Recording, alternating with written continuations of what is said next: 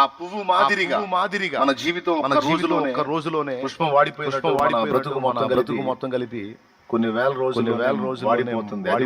అది కూడా ఏ తెగుళ్ళు ఏ ప్రమాదాలు ఇబ్బందులు ఎదురుగాకుండా కొనసాగితే దినగండం 100 ఆయుష్ అన్నారు. దినగండం కాదు క్షణగండం. ఏ క్షణాన అయిపోతామో తెలియని బతుకు కదా. ఆయుష్ ఏమో 100 కానీ ప్రతి క్షణం గండమే. ఇది మనిషి బ్రతుకు.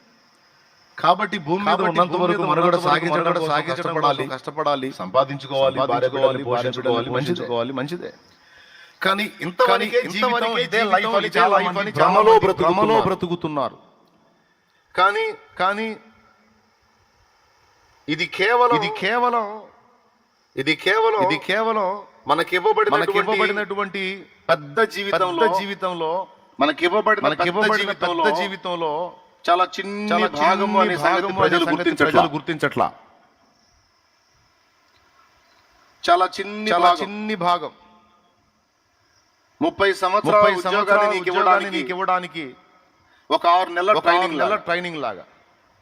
30 సంవత్సరాలు ఎక్కడ ఏమండి లేకపోతే 35 ఏళ్ల జాబ్ నువ్వు చేయడానికి ఒక 6 నెలలు ట్రైనింగ్ లాగా. 6 నెలలు ఎక్కడ, 35 సంవత్సరాలు ఎక్కడ?